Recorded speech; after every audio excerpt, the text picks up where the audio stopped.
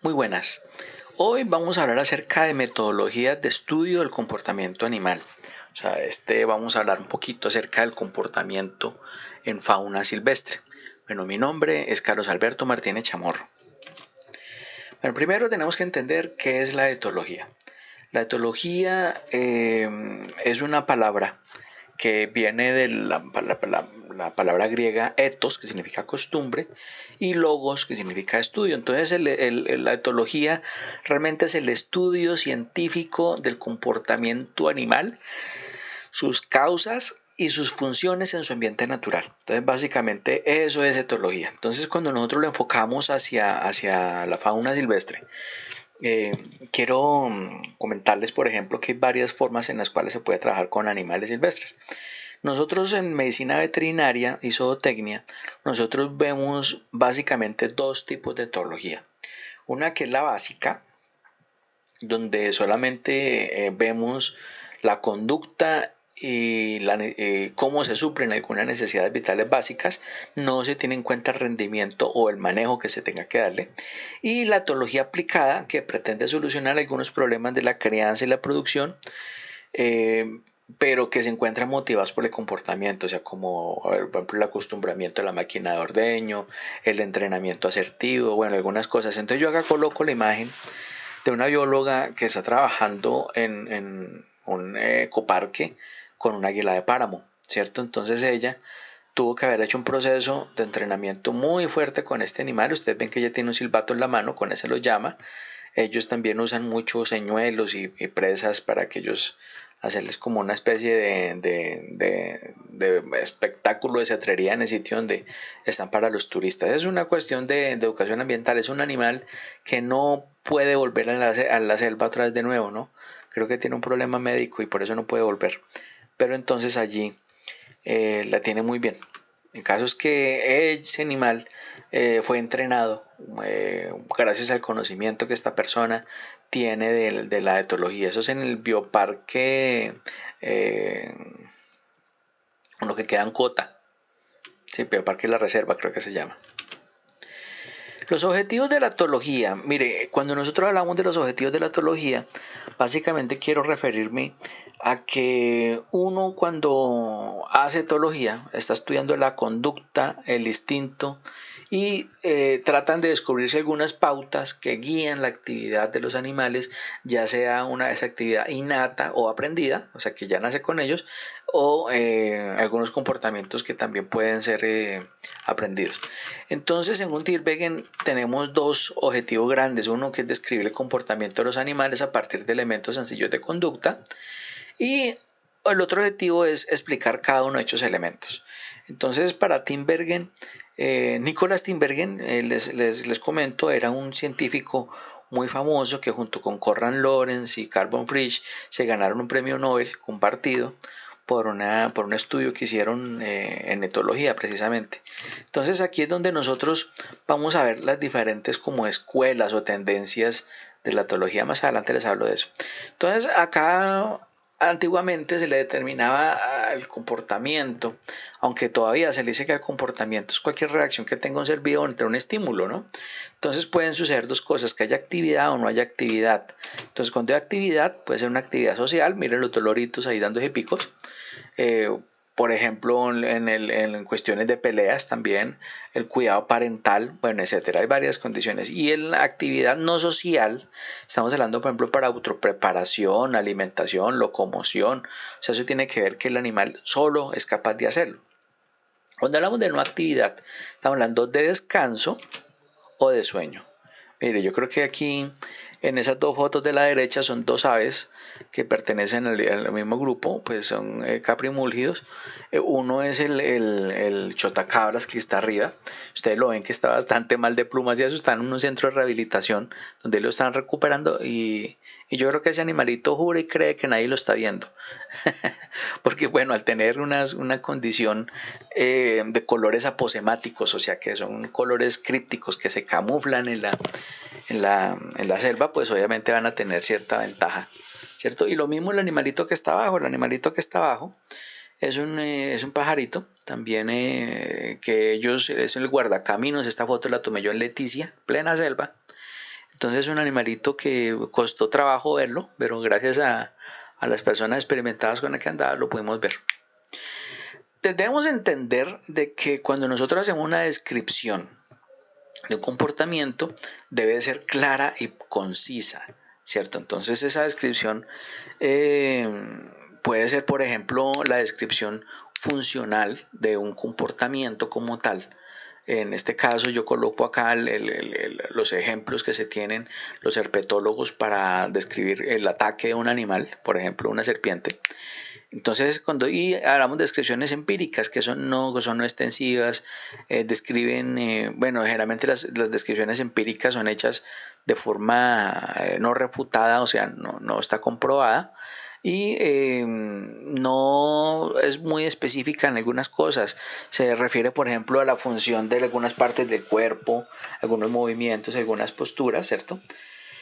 Y nosotros tenemos que entender de que las funciones no están explícitas. En cambio, las funcionales ya tienen una función.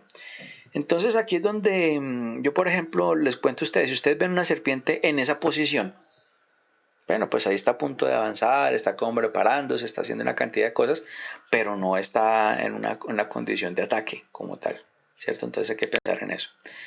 Este viejito simpaticón era Nicolás Tinbergen.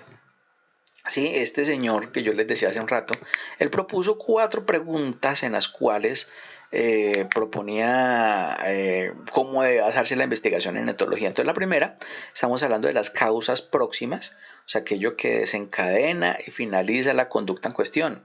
O sea, ¿qué desencadena esa conducta y qué la finaliza? ¿Cierto? El desarrollo ontogenia, ¿de qué forma dicha conducta a lo largo de la vida del individuo cambia? O sea, de qué forma esta conducta antes, por ejemplo, muy dado en cachorros, donde de una u otra forma eh, se está promoviendo una serie de comportamientos por parte de la madre hacia el cachorro y toda la cosa, pero después de un tiempo ese animal comienza a perder esos comportamientos y a ganar otros que tienen que ver con la sexualidad, la defensa, una cantidad de cosas. Entonces eso también es importante, ya Tinbergen lo veía. La función, ¿en qué medida dicha conducta aumenta la eficacia biológica del individuo que la manifiesta? Entonces, mire que acá hay una cantidad de comportamientos interesantes que pueden caber dentro de esta categoría. ¿Y de qué forma ha evolucionado dicha conducta? En la cuarta, que es la evolución.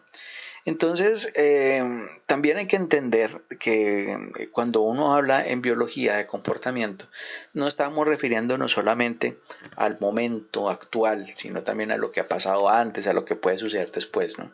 Entonces, son lo chévere los biólogos que ven como la máquina del tiempo, ¿no? Son capaces de predecir una cantidad de sucesos interesantes. Ese otro viejito simpaticón era Darwin. Yo lo coloco acá como uno de los precursores de la etología moderna, aunque pues antes hubo otros investigadores, por ejemplo estuvo Lamarck, tuvo una teoría muy parecida a la de Darwin. Los invito a que conozcan la teoría lamarckiana también, pero bueno, Darwin, Aristóteles inclusive, yo les voy a pedir a ustedes que revisen un material que les dejé en la plataforma sobre es una línea de tiempo que existe, que hizo una profesora de otro país, pero esa línea de tiempo nos ayuda a entender un poquito de dónde viene el estudio de la teología moderna, ¿no?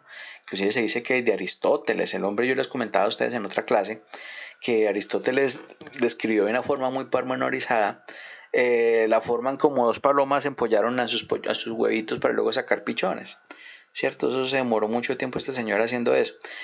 Pero Darwin fue el padre del estudio científico del comportamiento animal. Él decía que las manifestaciones se podrían observar de forma incipiente en otros animales y él él influenció el estudio del comportamiento de 3 formas. Primero, con su teoría de la selección natural, ¿cierto? Donde él de una u otra forma habló mucho de esto en todas sus disertaciones. Las bases sobre el instinto, porque fueron importantes también para él esto, y la observación del comportamiento y producían una continuidad evolutiva. Entonces, ¿qué quiso decir con esto? Que muchos animales, observándoles el comportamiento, se dio cuenta que esta continuidad evolutiva tenía una forma de seguirse. O sea, por lo menos todos los loros se comportan de la misma forma, o por lo menos similar, ¿cierto? Todos los carnívoros cazan de la misma forma o de manera similar. ¿cierto? Pero hay algunas diferencias, por ejemplo. Y entonces él decía que esas diferencias tienen que ver con el entorno, con la capacidad evolutiva del animal, bueno, una cantidad de circunstancias. Entonces aquí surgen dos grandes escuelas, ¿no? Mire, esos son los tres señores que yo les comentaba ahí abajo. Yo les hablaba de Carbon Frisch, Conrad Lorenz y Nicolas Tinbergen. Eh, ellos estuvieron tratando, cuando comenzaron a hablar de esto, en una dicotomía bien interesante, porque primero en esa época existieron los etólogos y los psicólogos comparados, ¿cierto? Entonces la psicología comparada, que fue llamada el conductivismo, el conductismo, perdón, donde George Romance, Lloyd Conway Morgan, Joe Watson, es una escuela americana, gringa. Ellos pretendían hacer una etología basándose en que el estudio del comportamiento nosotros podíamos replicar en un laboratorio. Entonces, la escuela moderna de psicología se basa mucho en ellas, ¿cierto? Porque ellos decían que simplemente manipulando las variables podíamos cambiar algunas cosas positivas, por ejemplo, pintar las paredes de determinado color, hacer los enriquecimientos de determinada forma, las rutinas alimentarias, bueno, otra cantidad de cosas sucede mucho acá. Y aquí es donde pues también había una dificultad, que es que esas conductas puedan variar de acuerdo con el entorno, ¿no? Entonces también y el individuo inclusive. Pero también están los naturalistas, están los conductistas y luego los naturalistas, que esos son nuestros tres señores, que de una u otra forma promovieron una etología más natural, más basada en la vida misma, o sea, en las condiciones que la vida misma les daba. Y entonces ellos decían que la ventaja grande es que se encuentra el animal en su ambiente, pero una desventaja inmensa también era que es muy subjetivo y no, muchas veces no se puede medir. Entonces, lo que alguna vez hemos hecho un etograma en el campo, yo sé que les pues, ha costado mucho trabajo medir algunos factores, algunas cosas importantes, como por ejemplo la cantidad de repeticiones de un comportamiento, cómo no diferenciar un comportamiento agonístico de uno de juego, ¿cierto? Entonces también hay varias cosas que es muy difícil moverlas. Entonces yo coloqué esa imagen de esa tamandúa bebé ahí, porque gracias al naturalismo, perdón, se pudo de una u otra forma entender cómo es que se alimentaban estos cachorros en la vida libre y cómo podríamos proveerle un espacio más adecuado. Ahí se mezcló ambas corrientes, la conductista y la naturalista, porque de una u otra forma los biólogos que intentaron criar ese animalito que era una tamandúa huérfana, lo hicieron básicamente mezclando la etología del laboratorio, o sea, el conductismo, mezclándolo con el naturalismo de estos tres señores. O sea, fue una mezcla muy interesante que inclusive todavía se hace hoy en día en muchos zoológicos de Colombia. Entonces, el comportamiento, como les decía, el comportamiento en palabras más escuetas, yo la coloco chiquito, es cualquier respuesta observable a estímulos internos o externos. ¿Cierto? Entonces, yo acá les coloco en esa foto, es una fotosecuencia de una nasúa olivácea que está cazando una musarañita. Sí, nada, eso fue cerca de Cota. Yo estaba ya trabajando con una comunidad muisca, ahí con unos indígenas de allá, y me llamaron, me dijeron, doctor, venga, me fui, llevé la cámara y eso. Claro, el espectáculo era ese animal cazando la musaraña. Ahora la musaraña es un mamífero chiquito, muy pequeñito, y ellos los cazan a veces. Entonces, miren la forma en como ellos, como este animal responde. Primero, en la primera imagen de arriba, estaba encima de una cerca caída, una cerca que estaba ya caída, donde de una u otra forma estaba esperando que saliera el animalito. Luego se tira, comienza a abrir huecos hasta que la cazó. Hasta que la cazó. Entonces, bueno, entonces son comportamientos. Entonces, hay tipos de comportamientos. Uno es el aprendido y otro es el heredado. Entonces, el animalito tuvo que haber hecho muchos momentos con sus padres. Cuando la mamá Kuzumba le estaba enseñando a cazar, entonces él aprendió eso. Pero también su instinto también lo hace, ¿no? Entonces, por acá yo les coloco, por ejemplo, una foto de mis estudiantes. Por ejemplo, yo acá les coloco varias cositas de una vez para hablar acerca de esto. Cuando nosotros hablamos, bueno, les cuento qué pasó con ellos. Yo les puse la tarea a ellos, eran tres muchachos, el otro no salió ahí, está recostado. Y yo les dije, muchachos, para terminar la jornada tienen que pesarme ese chigüiro. Entonces, cada uno me pesa un chigüiro y con eso se van ya a descansar. Estaban cansones, entonces les puse tarea. Y esos muchachos se pusieron a hacer una cantidad de cosas de las 7 de la mañana que llegamos al zoológico. Y mirando a ver cómo pesaban ese animal y averiguaron y haciéndole cosas. Entonces se dieron cuenta que los animales de ese zoológico pues estaban medianamente entrenados. O sea, tienen un condicionamiento previo, ¿no? Entonces descubrieron eso, consiguieron los aditamentos, consiguieron una báscula esas de ganado, le colocaron una jaula encima, le colocaron un tablón y ahí colocaron encima la báscula y adentro le colocaron comida. Y esa fue la forma en que ellos pesaron los animales. Entonces yo les dije, muéstrenme la foto de la evidencia. Y miren, ahí están los muchachos. Bueno, es una foto vieja, es como el 2004, imagínense. Los muchachos ya en esas grandotes ahorita, ya no son muchachos. Entonces las causas del comportamiento son varias, ¿no? Estamos hablando que primero es la motivación, que es una estimulación externa o interna para realizar un comportamiento. ¿Cómo puedo motivarse ese animal? Pues con la comida, por ejemplo. Los sentidos, el comportamiento depende de la habilidad para detectar los estímulos. ¿Cómo detectó ese animal la comida? Por medio del olfato, ¿cierto? Y el gusto, obviamente, porque si le gusta algo lo va a preferir a otras cosas. El habituamiento es un tipo de aprendizaje donde la respuesta a un estímulo va disminuyendo como consecuencia a una estimulación constante de ese estímulo. Es como lo que decíamos en ganadería, el descosquilleo, ¿cierto? Ese es un habituamiento. Y el condicionamiento es un aprendizaje por ensayo y error, donde el animal al fin, después de tanto equivocarse, aprende a realizar un comportamiento. Y la impresión, algo parecido, pues yo diría que es como la misma impronta, es una forma de aprendizaje que se da por un corto periodo de tiempo, es algo muy parecido a la impronta más bien, donde este aprendizaje se da básicamente para realizar funciones específicas y en muy corto tiempo. Generalmente es en cachorros donde se da esto. Ahora hablemos del comportamiento reproductivo. El comportamiento reproductivo tiene unas estrategias. Por ejemplo, yo les quiero mostrar esta foto de este león. Este león ahí tiene su melena, tiene sus características sexuales secundarias. Miren la melena, miren el porte, el tamaño como tal. Entonces eso hace que el animal tenga unas características diferentes a la hembra. La estrategia del león fue esa. Entonces las estrategias, por ejemplo, muchos machos está en competir por sus parejas. Muchas especies, los machos están separados de las hembras.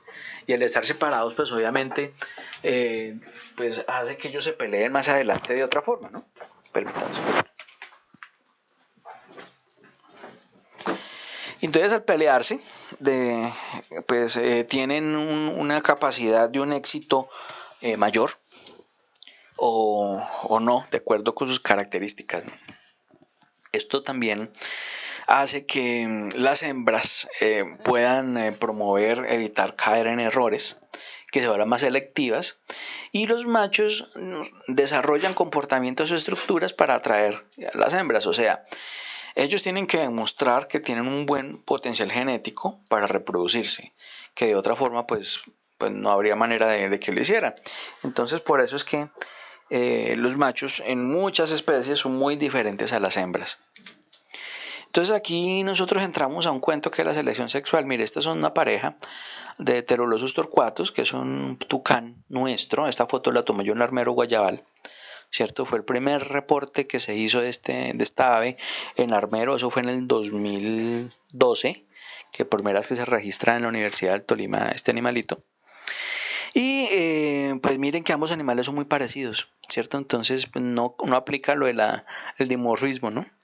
Entonces, aquí es donde nosotros nos damos cuenta que la selección sexual, el macho, tiene un comportamiento precopulativo y poscopulativo que son útiles en el momento de obtener pareja. Estas especies de tucanes son monógamas, ¿cierto? Pues tienen su pareja por mucho tiempo.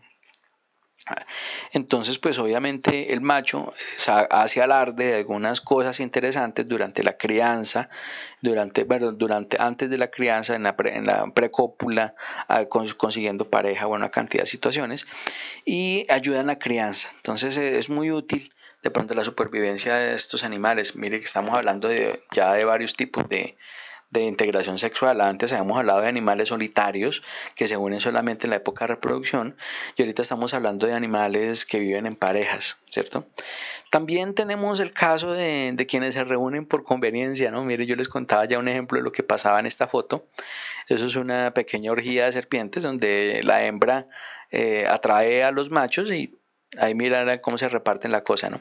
Entonces, estos mecanismos de selección sexual, si hablamos de los mecanismos intrasexuales, estamos hablando de la competencia entre los individuos del mismo sexo, donde muchas veces los machos son los que se pelean, casi siempre, ¿cierto? Y entonces aquí hay una cantidad de asuntos. Por ejemplo, cuando hablamos de esa competencia o esos mecanismos precopulatorios y poscopulatorios, hay dos momentos importantes. Precopulatorios como por ejemplo la capacidad de encuentro de la pareja, o sea, de capacidad de verlos, capacidad de detectarlos, capacidad de atraerlos, ¿cierto? Donde se excluyen territorialmente en algunos momentos a los machos hasta que no haya la fase reproductiva, como en el caso del león que yo les comentaba antes, que las hembras no lo llaman hasta que no hay época de reproducción. Y la dominancia, generalmente las matriarcas, las hembras alfa, son las que escogen a sus parejas, ¿cierto? Y bueno, el postcopulatorio, estamos hablando de la capacidad que tengan algunas especies de hacer que su esperma sea mucho más ágil, ¿cierto? O los famosos tapones espermáticos o la cópula prolongada. Entonces eso tiene mucho que ver con animales cuando quieren asegurar que dejen descendencia. Entonces, por ejemplo, cópula prolongada, miren los cerdos. ¿Ustedes se dan cuenta cuánto se muere un animalito en esas? Por lo menos media hora. Sí, aparte de eso, la cantidad de semen que saca un animal de eso es un cerdo adulto, cerdo de línea, puede estar eyaculando cerca de medio litro de semen, más o menos. Sí, no es exagerando. Entonces, pues obviamente eso es una estrategia. Acuérdense también cómo viene el aparato reproductivo del cerdo, que es como una especie de tirabuzón que se incrusta en el cuello uterino, como tal, asegurando que el esperma llegue a donde tiene que llegar. Entonces eso también es importante. Y la mayoría de especies llaman el famoso tapón espermático, que de una u otra forma hace que no permita la entrada de más esperma de otros machos que llegaron ahí. El desplazamiento de esperma. Hay algunas especies que, por ejemplo, permiten quedar fértiles en determinados momentos, formando espermatecas, no sé, como depósitos de esperma, que de una u otra forma la hembra cuando se siente apta se fecunda ella misma. Algunas serpientes, algunos reptiles hacen eso.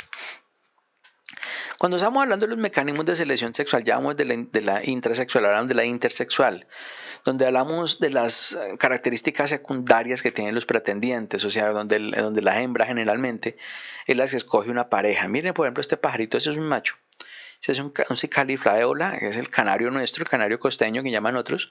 Ese es un macho, miren lo bonito. Ustedes ven que la hembra es un poquito más cafecita, ¿cierto? Entonces aquí yo les muestro una foto donde muestran a la hembra con respecto a 3 de sus posibles candidatos. Entonces ella, ¿por qué va a rechazar a uno o por qué va a aceptar a otros? ¿Cierto? Entonces ahí vemos de que realmente la hembra lo que está buscando es material genético adecuado y oportuno para su progenie, ¿no? O sea, quiere un macho bueno. Sí, entonces yo creo que en la mayoría de especies sucede eso, ¿no? Entonces, donde quieren un macho que le ayude a cuidar sus hijos o por lo menos que tengan una buena genética, por lo menos. Entonces, bueno, y ahorita entramos a mirar un tema que es el famoso cuidado parental. Ustedes ven ahí una foto que tomé yo en Collaima de unas perdices, una Colinos cristatus, que es una familia, ahí está adelantico la hembra, y atrás vienen varias crías, había como 5 crías, ahí en esa foto quedaron 2 nomás. Pero entonces, si ustedes se dan cuenta, esos animalitos mantienen libres por el campo y mantienen en grupos familiares siempre. Entonces los padres son los que cuidan a sus pollitos en ese sentido. Entonces el cuidado parental es cualquier forma de comportamiento que realice un animal y que parezca aumentar la eficacia de sus crías. ¿Cierto? Entonces eso les ayuda a enseñar a comer, le enseña a cazar, le enseña una cantidad de cosas. Entonces, por ejemplo, yo acá yo hago una lista de cosas que de pronto los padres deben enseñar a sus hijos, ¿no? Preparación de nidos y cuevas, producción de huevos con grandes y nutritivas yemas, cuidado de los huevos y de las crías por fuera y por dentro del cuerpo progenitor. Bueno, una cantidad de cosas que pueden pasar. Entonces, mira otro ejemplo. Ahí está una Bullcus ibis, que es la garza la garza huellera, alimentando a su cría, que ya está como grandecita. Y entonces, ¿qué hace a los padres responsables de sus crías? Básicamente, lo que hace es que 3 elementos. Primero, ayuda a la cría a enfrentarse a un medio ambiente difícil, provee a la cría recursos como alimento y protección, valiosos y escasos, y protege a la cría de predadores e infanticidas. Entonces, por eso es una de las cosas por las cuales los padres cuidan a sus crías. ¿A qué estímulos responden y cómo estos cambian con el desarrollo de la cría? Entonces mire, por ejemplo, el tamaño, la postura que asocia el animal, la cría. Ustedes ya han visto, por ejemplo, que algunas aves cuando abren el pico, lo abren exageradamente y eso estimula que los padres regurgiten sobre ellos su alimento, ¿no? Esa combinación de colores amarillos y rojos hacen que los padres estimulen la alimentación. Aparte de eso, los sonidos, las vocalizaciones, el chillido que hacen, eso hace también. Y los cambios fisiológicos que hacen. Miren que un animal de estos es muy diferente a sus padres, ¿no? Ustedes ven ahí el padre, ese es el copete amarillo, ese es un animal que también está ya a punto de entrar a época de reproducción y garcita chiquita, la bebé, ya está a punto de salir del nido, ¿no? Entonces, cuando hablamos del cuidado parental, yo acá les coloqué una secuencia de fotos también que me gustó bastante, de este lorito, este cascabelito, precisamente estaba con su cría en una guadua. Entonces yo vi que estaba alimentando. Cuando me acerqué bien a mirar, pues tenía su cría. Entonces me alejé para tomar la foto y ahí está el animalito alimentando a sus crías. Entonces el cuidado parental, como ya les decía, es una estrategia comportamental y evolutiva. ¿Qué hacen? Por medio de una inversión parental para aumentar la eficacia biológica. Entonces la inversión parental en realidad es todo aquello que gasta el animal para que este esfuerzo invertido esté para que aumentar la supervivencia de las crías, ¿no? Acá es donde nosotros vemos una cantidad de elementos, por ejemplo, los beneficios del cuidado parental. Primero, cuidar crías propias, por lo que existen formas de reconocimiento, aunque ustedes saben de que hay otros animales que parasitan nidos de otras y los dejan criando hijos que no son suyos. Cuidan de una camada grande más que de una pequeña, ¿cierto? Entonces por eso es que es preferible cuidar muchos a uno solo porque se asegura que por lo menos más de ese nido van a salir viables. El valor reproductivo de una cría aumenta con la edad de la cría, o sea, cuando la cría llega a su adolescencia, es el punto donde más valor tiene biológicamente hablando, ¿no? Porque pues ya es un animal que ya está a punto de empezar a reproducirse. Los costos, por ejemplo, la inversión de cuidado parental varía con la edad del progenitor. Cuanto este más viejo sea, más cuidará debido a que sea más difícil volver a criar. ¿Cierto? Entonces por eso es que las madres viejas son mucho mejores madres que las madres jóvenes, ¿cierto? Y aparte de eso, un costo interesante también acá es el mayor gasto energético para conseguir alimento. Un animal viejo le cuesta mucho más trabajo. Entonces, también hay que entender que la teoría de la inversión parental, ¿cierto? Eso lo dijo un señor Trivers en el 72, ¿cierto? Entonces ellos hablaban que muchos animales que se reproducen sexualmente deben valorar qué coste, o sea, qué costo tendrá para ellos el hecho de invertir en sus hijos.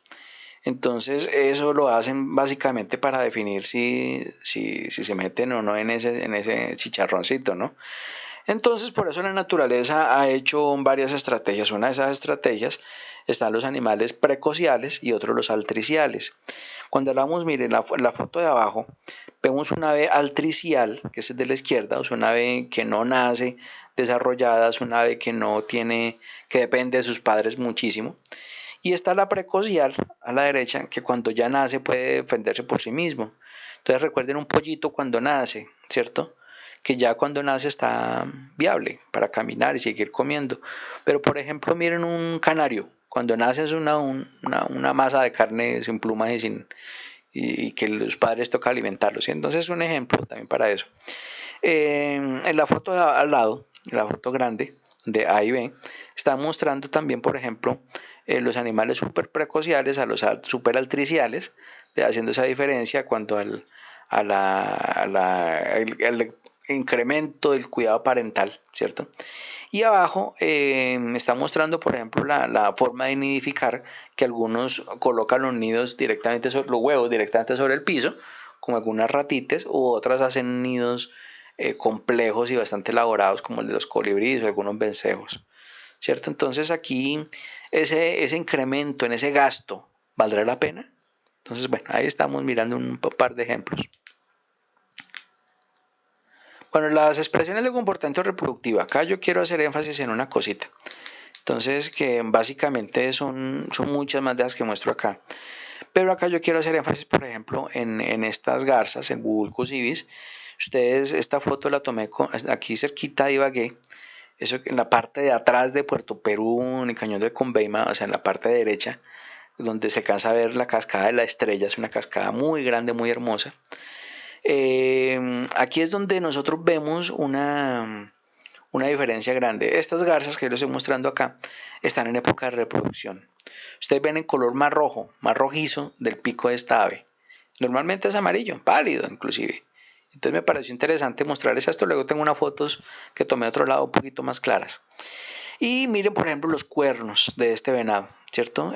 Aquí ustedes ven que son cuernos estacionales, perdón, donde de acuerdo con la temporada crecen o no, ¿cierto? Son de origen epidérmico. Entonces cuando pasa la época de reproducción esos cuernos se caen. Entonces aquí es donde los animales pueden empezar a mirar, por ejemplo, que aumenta el libido, se altera la conducta normal, ¿cierto? Para cambiar a un comportamiento reproductivo. Se suprime la fisiología, mire lo de los cuernos o mire los colores que toman esos animales y hay un comportamiento sexual explícito. Entonces ya comienzan los mamíferos a hacer flaming, a tener comportamientos aversivos entre ellos, bueno, una cantidad de cosas. El comportamiento social. Entonces, bueno, una cosa lleva a la otra. Si ustedes ven, aquí está Chigüira, está cuidando su grupo familiar. Ustedes se dan cuenta que ella está muy pendiente de mí, ¿cierto? Y los animalitos están por ahí corriendo. Entonces, eso es también una función social, el vigilar a su manada, ¿no? Entonces, cuando hablamos de sociabilidad, es la tendencia a formar relaciones cooperativas que permitan una comunicación que trascienda la mera actividad sexual. Entonces, mire, ese animal está colaborándole a los demás. Entonces, ese grupo social realmente son entidades dinámicas que cambian buscando el equilibrio entre ventajas e inconvenientes. Entonces, ¿por qué dice que son dinámicas? Porque pues las crías crecen y se van, ¿cierto? O pueden entrar animales nuevos al grupo y eso. ¿Qué ventajas tiene? Primero, detectar y repeler depredadores. En este caso yo sería el depredador. Ellos me ven como un predador. Localizar recursos, por ejemplo, de cacería, bueno, etcétera. Favorece la supervivencia de los jóvenes, mire que ahí se están cuidando. Facilita la reproducción, porque ya se establece un marco como más uniforme de parentales como tal. Las desventajas, pues, es por ejemplo la competencia, ¿cierto? Pues que aquí, al establecerse el grupo social, tiene que haber una jerarquía, y esta jerarquía, pues obviamente tiene varios inconvenientes, como es eso mismo, el competir por llegar al punto más alto. Entonces aquí Hamilton también habla de 4 categorías que se pueden hablar en sus modelos sociales. Entonces primero está la conducta altruista, que se presenta en función del grado de parentesco entre el iniciador y los receptores, beneficia a los últimos y perjudica al primero. Es como el animal que se queda sin comer por darle a sus crías la comida, ¿cierto? O por ejemplo el caso de la gacela Thompson, que se inmola, se sacrifica cuando un león ataca a su manada, ella se regala para que los demás vivan, ¿no? La cooperativa beneficia a todos. Entonces cuando una leona caza, por ejemplo, para alimentar al resto de su manada, pero ella come primero, pero todos comen ahí. La vengativa, donde solamente como yo y no le doy a nadie. Y el egoísta es beneficiosa para el iniciador y perjudicial para el receptor. Entonces aquí es, por ejemplo, yo me como lo más rico y le dejo solamente los huesos al otro, ¿cierto? Pero también le di algo, pero no lo que era. Entonces esos son los 4 modelos sociales de Hamilton. Entonces, cuando nosotros hablamos de comportamiento social, ustedes se dan cuenta que siempre que se habla un comportamiento social, se establece una jerarquía. Ustedes ven ese parapeto con loros, hay loros de diferentes especies. Esos son loros que están siendo rehabilitados para volverlos a entrar al monte. Son animales que llevan más de 8 meses ahí metidos. Y ellos tuvieron que acomodarse a una nueva jerarquía.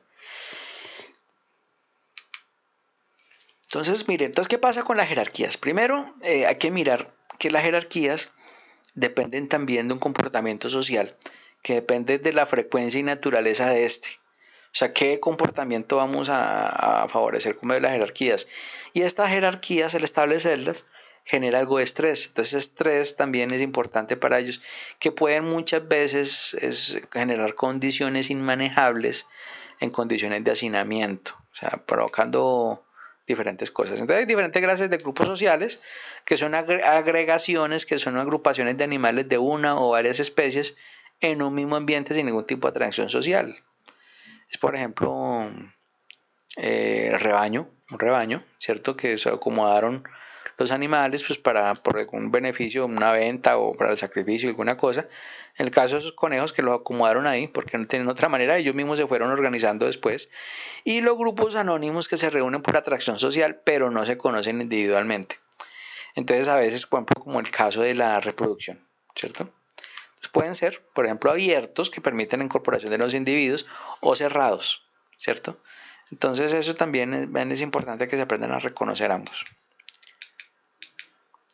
Los grupos jerarquizados. Yo acá les hablo de estos 4 tipos de grupos. Primero el vínculo, que crea un conocimiento individual entre las especies como tal. Hay una ordenación social jerárquica por luchas ocasionales, donde los de más alto rango van a tener que luchar por mantenerse ahí. Y estas luchas cesan cuando ya estas relaciones se establecen y se están quietas. La jerarquización muchas veces no es por experiencias sociales, sino visuales. Por ejemplo, en el caso del león con esa melena, dice, uy, no, este señor es más bravo, entonces por eso es que dejémoslo quieto, ¿cierto? Es cuando, por ejemplo, usted le arma problema a un tipo de 2 metros, fisicoculturista, musculado y toda la cosa, y dije, no, pues dejémoslo quieto porque este me pega. Entonces, ¿para qué me pongo a pelear con él? Es más o menos lo mismo, ¿cierto? Y entonces, acá hablamos de las ventajas de la dominancia, ¿cierto? Entonces, aquí es donde en esos sistemas jerárquicos los animales asumen rangos en dominancia o subordinación y podemos hablar de 3 tipos de dominancia, ¿cierto? Entonces, el primero es esa lineal que tienen muchos animales, por ejemplo, los cánidos, por ejemplo, son animales de estructura lineal donde hay un alfa, inmediatamente le siguen los beta, luego los deltas, etcétera, hasta llegar al omega, que es el último de la lista. Luego siguen estas bidireccionales donde el A domina el B domina el C, pero el C domina el A, ¿cierto? Y la despótica donde el alfa domina a todos y no hay un rango medio, ¿cierto? Es como el dictador. ¿Sí? Esas son las 3 tipos de jerarquías que se encuentran en animales. Y, por ejemplo, yo acá les doy un ejemplo de los cocodrilianos. Por ejemplo, en zoocría, estos son cocodrilos acutus. Es muy importante reconocer cuáles son los animales alfa y así poderlos separar o estar más pendiente de ellos para evitar algunas agresiones entre ellos, ¿cierto? Entonces es importante. Cuando nosotros trabajamos con animales de vida libre, nosotros nos vamos a encontrar una cantidad de comportamientos muchas veces inducidas por el miedo. Miren ustedes cómo esta zarigüeya realmente no nos va a atacar, simplemente está haciendo una exhibición de su repertorio que tiene para mostrarnos. Entonces muchas veces esta cantidad de situaciones nos dan un trastorno comportamental que puede volverse también un comportamiento aversivo. Y entonces estos comportamientos aversivos pueden transformarse en estereotipias, agresividad, satisfacción de sustitución, retroproyección, atrofia, depresión, traumatismo, comportamientos infantiles, troquelados, etcétera. ¿Cierto? Entonces, mire, esto es un comportamiento que si no se maneja a tiempo en un animal de fauna, puede traerle problemas muy serios en la parte comportamental a ese animalito. Entonces yo quiero mostrarles a ustedes mientras les hablo. Mira, acá yo les coloco un pequeño video donde ustedes van a ver, por ejemplo, este rinoceronte. Mire la huella que deja, ¿no? Entonces, eso es la mejor representación de una estereotipia, ¿cierto? Son manifestaciones neuroconductuales de movimiento sin patrón fijo, sin ninguna finalidad específica.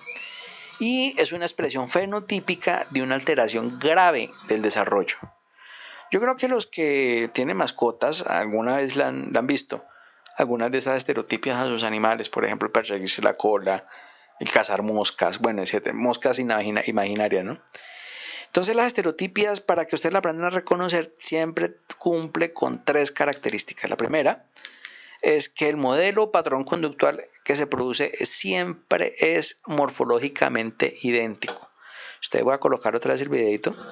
Miren, es un patrón comportamental que ese pobre animal que en la sabana africana mantiene corriendo por kilómetros y kilómetros y kilómetros y lo tienen obligado acá en un espacio muy chiquito a dar vueltas. Mira, es una cosa triste, ¿cierto? La otra característica es que se repite constantemente de la misma forma, mire, ahí está. Y la actividad conductual no lleva a ningún objetivo. O sea, ¿para qué ese animal está haciendo eso? Está aburrido. Entonces es muy triste ver este tipo de cosas. Entonces, bueno, los contextos en que se desarrollan las estereotipias pues, son varios. Yo acá traté como de resumirlos. Uno de ellos es la frustración, donde una situación frustrante es aquella en la que el animal está motivado a manifestar un patrón de comportamiento, pero se encuentra con la imposibilidad de hacerlo. El mejor ejemplo de eso son los caballos chupadores, ¿no? Los caballos aerófagos que tragan aire, porque hay muchos caballistas que ven que el animal hace esto por estrés, comienzan a morder la vareta, las, eh, las cercas de las pecereras, y entonces le colocan alambre de púas o alambre eléctrico para que no lo hagan. Pero el animal aprende a hacerlo sin eso. Entonces ahí se convierten en los caballos chupadores. Eso se frustran. El estrés inevitable o miedo. Acá hablamos de parámetros fisiológicos típicos del estrés que aparecen solamente cuando se comprueba una disminución de la predicción y el control de la situación. Entonces aquí ya el miedo de por sí es una condición que puede también provocar esas estereotipias. Y esa es una cosa muy importante también, las restricciones y falta de estimulación. Generalmente las estereotipias están asociadas a condiciones estériles, o sea, ausente de estímulos. Entonces un ambiente que nosotros denominamos que es subóptimo porque la excitación, o sea, el estímulo necesita mantenerse en límites adecuados porque los movimientos, muchas de las cosas que hacen que el animal esté dinámico están restringidos o porque no hay factores que involucren esa estimulación. Entonces ahí pueden llegar también en la frustración, ¿cierto? Entonces empecemos a mirar cómo eran los zoológicos antes, cuando no tenían ningún tipo de enriquecimiento, eran unas cosas totalmente estériles y el aburrimiento que han tenido los animales ahí metidos, ¿no? Entonces es una cosa muy tenaz también. Mira, un ejemplo de esto es para colocarle varios tipos de estereotipias. Es el ejemplo de este tigre. Ese tigre también lo fotografié en uno de los zoológicos de acá de Colombia.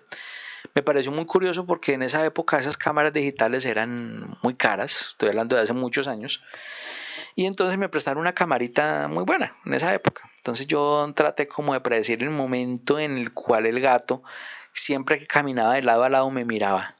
Entonces calculé el momento exacto en que me miró mientras el resto del cuerpo se quedó moviendo. A mí me gusta mucho esa foto. Pues lo que me entristece es la forma en como comportamiento que tiene. Entonces bueno, entonces hablemos de estereotipo por deprivación, que tiende a no ser locomotriz y a involucrar automutilación. Entonces son muy difíciles de detener porque pues ya es una situación ya psicológica. Yo les voy a contar el caso de una estereotipo por deprivación que conocí, que fue causada básicamente por un encierro prolongado y constante en una jaula muy pequeña. Estoy hablando de un primate que usaban para investigación científica en alguna universidad de Bogotá, en mis épocas que yo trabajaba allá. Tocó hacerle cautación de ese animal.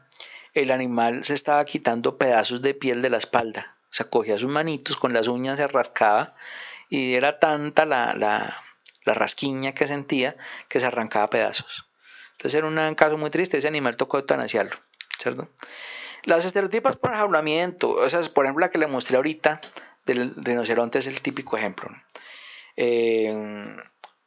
No se incrementan, pero pueden ser suprimidas, ¿cierto? Entonces, una forma de evitar esto es enriquecimiento, con enriquecimientos ambientales de varios tipos. Yo ya les había hablado antes que el enriquecimiento tiene varias vertientes, una vertiente naturalista, otra vertiente etológica principalmente, aunque pues hay hibridaciones entre ambas y hay escuelas que hablan de muchas más, pero yo no me complico la vida sino que solamente con esas dos y las hibridaciones o mezclas que pueden surgir de ambas. Las estereotipas terminales se desarrollan en el momento que, por ejemplo, se aproxima la comida, por ejemplo. Y es, por ejemplo, típico cuando ustedes están en una piara de cerdos y ustedes entran con la comida que hacen los animales, la chillamenta más tenaz. Entonces eso pasa, ¿no? Entonces es una estereotipia terminal. Y las interminales se inician después de la alimentación. Entonces pueden haber momentos, o sea, uno se desencadena con la comida que se quita cuando el animal está comiendo. Y las otras se desarrollan después de comer, ¿cierto? Entonces se presentan comportamientos adjuntivos, intentos de huida. Bueno, ya algunos, se ve mucho en primates sobre todo, que de una u otra forma esconden la comida a pesar de no tener necesidad, ¿cierto? Entonces, bueno. Las estereotipias completas, en las cuales puede verse un patrón equivalente dentro del comportamiento normal. Por ejemplo, los gatos que se lamen excesivamente, ¿cierto? Son animales que ustedes saben que por naturaleza, luego de comer, todos los felinos se acicalan. Ellos lo hacen más como por una forma de quitarse el olor de la comida ante posibles competidores o predadores, ¿no? Entonces, por eso es que los gatos domésticos tienen eso. Y la gente dice, ay, está bañando, sí, literalmente está bañando. Está quitando el olor a comida. Y están las estereotipias incompletas que difieren del comportamiento que las originó cuando han perdido elementos del patrón de acción imaginario, por ejemplo, fingir que masca. Eso es, por ejemplo, si el animal está haciendo un bruxismo de puro estrés. Ese bruxismo puede hacer que el animal de una u otra forma acabe con sus dientes y dañe las piezas dentales, ¿no? Entonces eso también es importante. También hay un comportamiento, hay una serie de comportamientos que pueden hablarse, que son esas estereotipias en desarrollo. Que, por ejemplo, esta es una osa de un zoológico de acá de Colombia también, que la única forma que comía era que le sirvieran en esa plataforma, el resto no comía. Era un animal de circo, ¿cierto? Entonces este animalito, cada vez que yo iba a ese zoológico tenía una estereotipia diferente. Pues obviamente era un animal con un daño mental horrible porque era un animal de circo, un animal muy maltratado, un animal, pero era muy mansa, era una osa. Esa se la decomisaron, se la quitaron a un circo de esos que trajan con osos, circo ruso creo. En esa época, estoy hablando de hace más de 10 años. Entonces este animalito tenía una estereotipia que cada vez que, entonces, y los veterinarios y los biólogos de allá peleaban mucho, o sea, pelearon mucho en contra de las estereotipias de este animal. Entonces hasta que por fin encontraron una manera, que es que a esa jaula de esa osa le metieron un perro. Y ella mantenía jugando con el perro. Nunca lo mató, nunca le hizo daño ni nada. Pero el perrito era cagado del susto. Y allí pues esa fue la forma en que le necesitaba la compañía la animalita.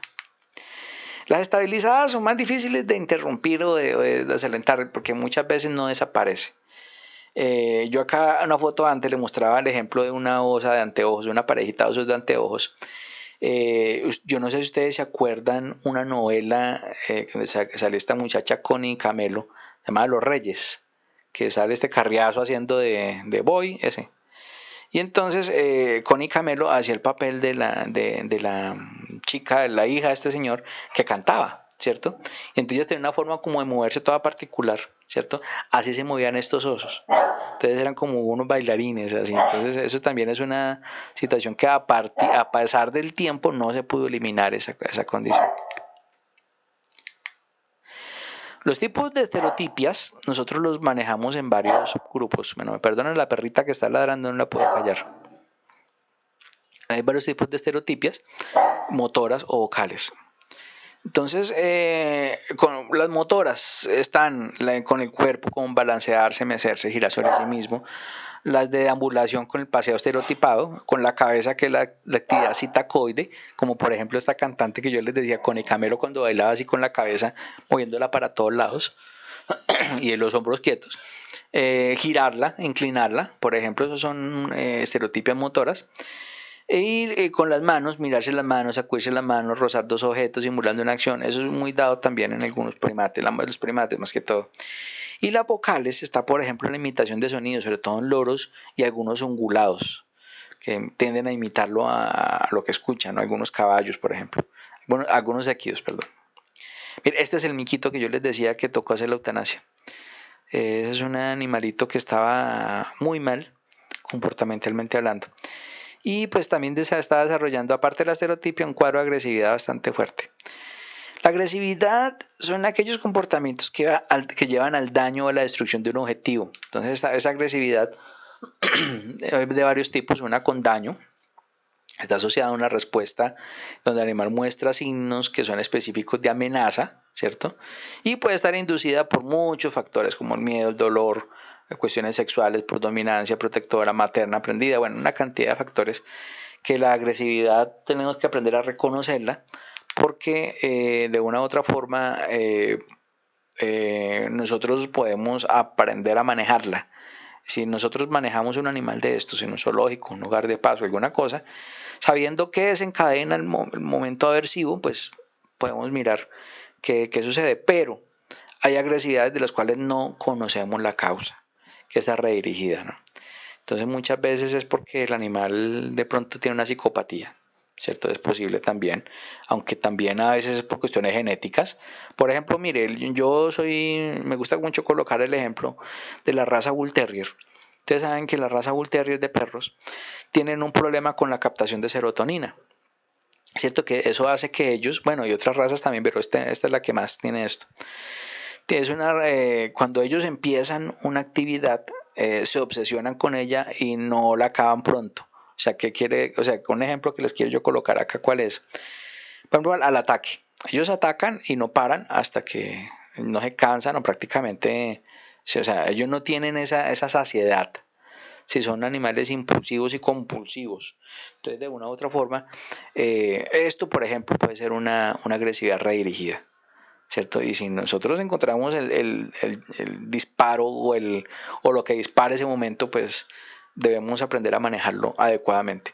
Obviamente no estoy diciendo que esto sea peligroso para los cuidadores de esos perros, por ejemplo, sino que el cuidador debe aprender a reconocer estos momentos, pues para tratar el animal de otra forma, cuando empiece con el bruxismo, con la perseguirse la cola, la ansiedad, el nerviosismo y la cosa, es porque ya está a punto de eso. Entonces uno ya reconoce a su animalito y ya pues lo medica o simplemente le hace un manejo diferente, lo saca, bueno, no sé.